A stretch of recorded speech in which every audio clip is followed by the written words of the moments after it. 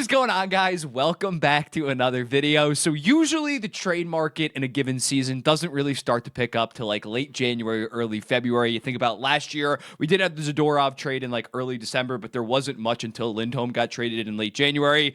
That has not been the case this year. This year has been all over the place when looking at the fact that we had the Jacob Trouba trade, the Cam Fowler trade, the Capo Caco trade, and now we have serious stuff going on with the Vancouver Canucks. So the Athletic decided to drop their updated trade board. I made a trade board like 3 to 4 weeks ago. I'll probably update it late January, early February, but I wanted to react to the Athletics trade board now. They are clearly more plugged in than, say, me. So we're going to go through it right now. I think it's like a top 30 of the guys that they think are potentially going to get traded. Obviously, it's weighted on like who are the better players. The juicier name is going to be towards the top, but legitimate trade candidates and where they might end up and how they're playing this season. I think in this, they also like have their advanced stats model to say like how good of players they are solely this year. So it's going to be very interesting. Let's go through it. Obviously, this is their third trade board, and it was sparked by the Canucks kind of being a shit show in terms of potentially Pettersson and Miller being on the trade block. I can imagine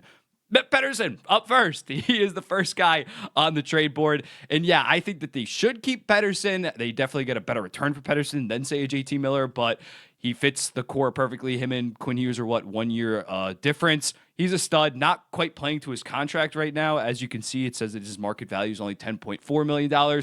But if that's him this year, I think that he can easily rebound and yet again get back to being an $11.6 million player. JT Miller up next makes sense. By far the two best players that could potentially get traded at this point.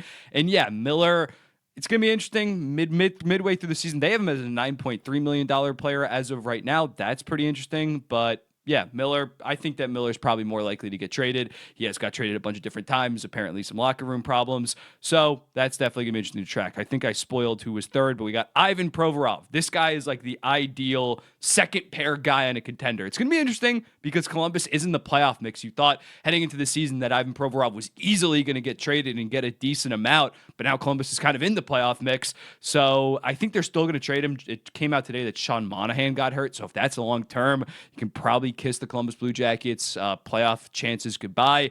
But yeah, he would get a good haul. When looking at him, I think he'd get a similar return as like a Noah Hannafin, a first, a third, and like a half decent prospect. Because although I wasn't that high on him when he was in Philadelphia, he was kind of miscast as like a number one just because they didn't really have much. But now behind Zach Werenski, he's been a very effective player for the Columbus Blue Jackets and really found his role in the NHL. And if he gets traded, he's not going to be a number one on a playoff team. He's going to be that number two, maybe even a number three. Similar thought process with Rasmus Ristolainen, and Buffalo was kind of forced into playing massive minutes on shit teams. So as a result, he struggled. He's been pretty solid the last 2 years in Philadelphia. Not sure he'd get the same haul. And I think, yeah, he has another 2 years after this. So it's going to be interesting to see if someone bites at $5.1 million. Philly might have to eat some of that. Definitely would be interesting. But yeah, physical, solid defensively. Going to be interesting to see track that. Chris Kreider, $6.5 million for 2 seasons after this. I think that this would probably be an off-season deal, considering the Rangers had all their trades, all their signings done in like December. I don't think that at this point they would trade Chris Kreider. I think they would definitely explore something this offseason, but it doesn't make sense to trade him right now. Yanni Gourde, a premier like third line, basically Alex Wenberg of last year on Seattle as well. Like, not going to be a massive difference maker, but if you're a contending team and you don't want to blow the bank, you trade a second and a fourth round pick for Yanni Gourde, who has a shit ton of playoff experience at half retained at 2.56 or whatever $million. He could definitely be a viable option for a lot of teams like a Colorado Avalanche that maybe need a third line center. He'd be a pretty solid fit there. I definitely could see it.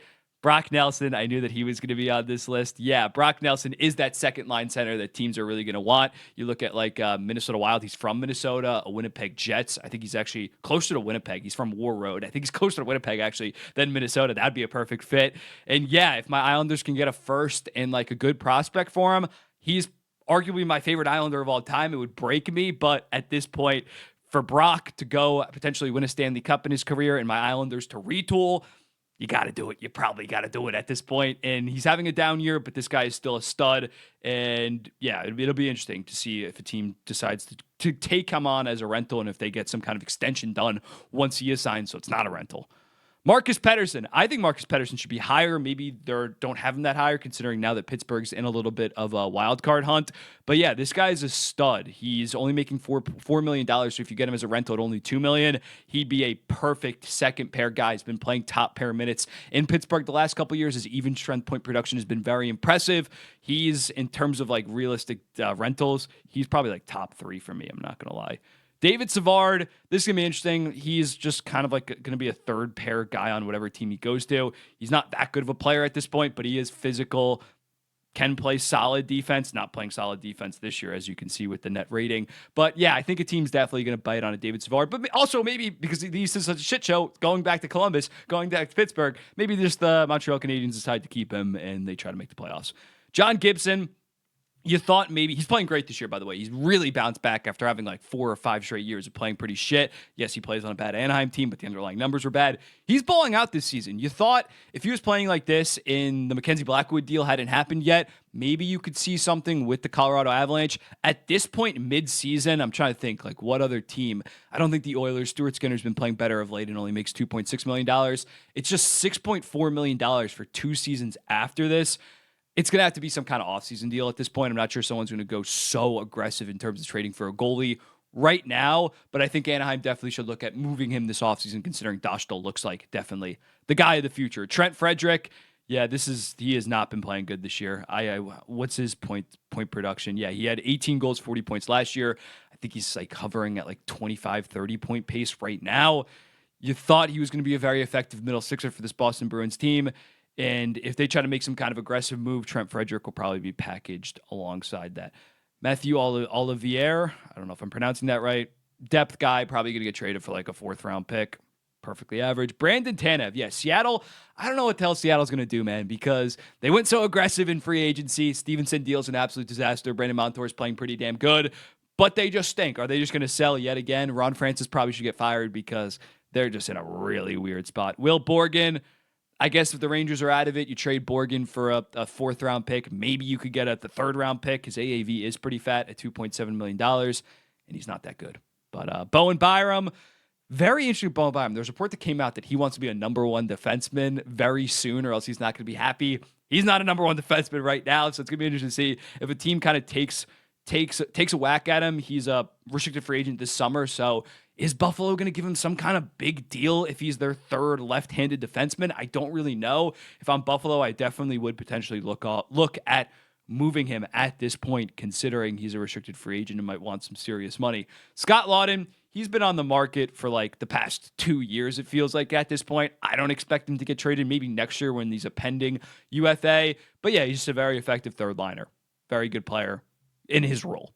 Mikael Granlund, yeah, more and more, I'm thinking that Mikael Granlund's not going to get traded. I think San Jose is going to work out some kind of like 3 to 4 year deal where he gets some solid AAV and just continues to grow with this group.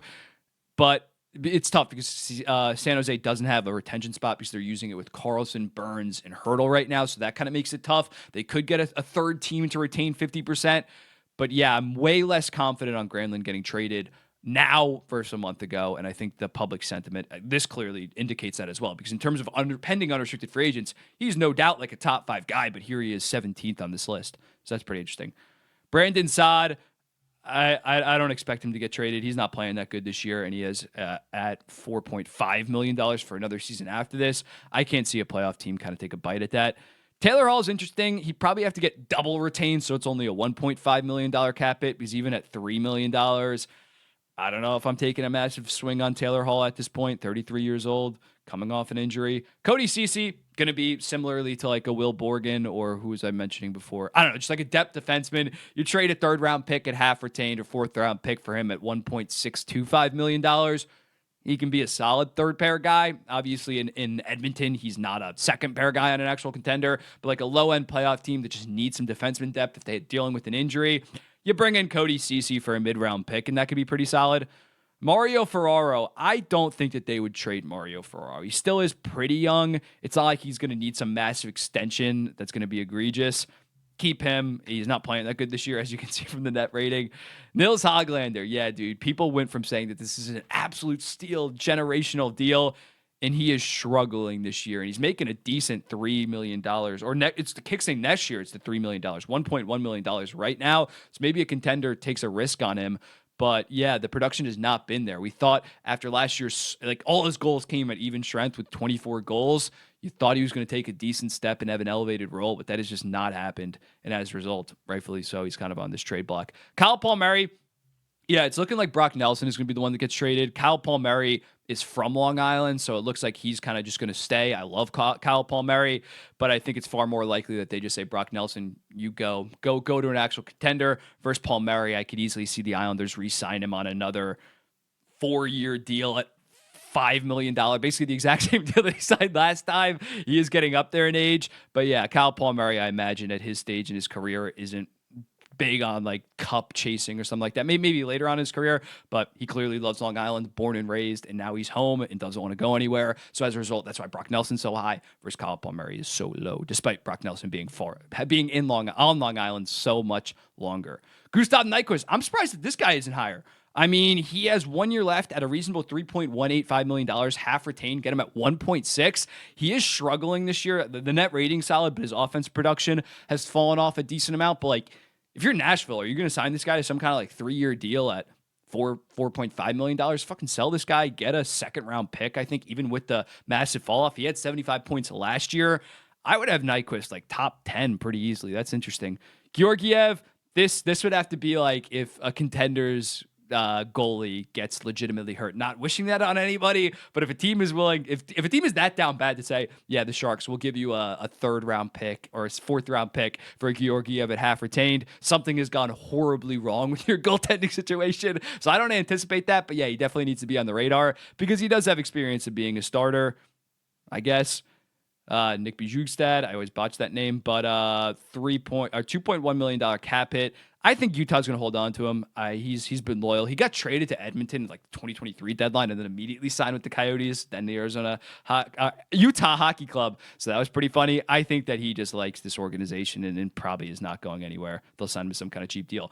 Mike Matheson, his trade stock has definitely tumbled a decent amount now that Lane Hudson has taken over as that top power play. Pretty bad defensively. I think they can move off him this summer, but I think mid-season, especially considering Montreal, again, is somewhat in the playoff race at this point. My hair's all over the place. I expect them to keep Mike Matheson for this season. This offseason, I think really anything's on the table. I think they might be big game hunting potentially for like a solid defensive defenseman. So to move off Mike Matheson might be the move then. But right now, doesn't make a ton of sense for the Montreal Canadiens. Barclay Goodrow, he's horrible. He should not.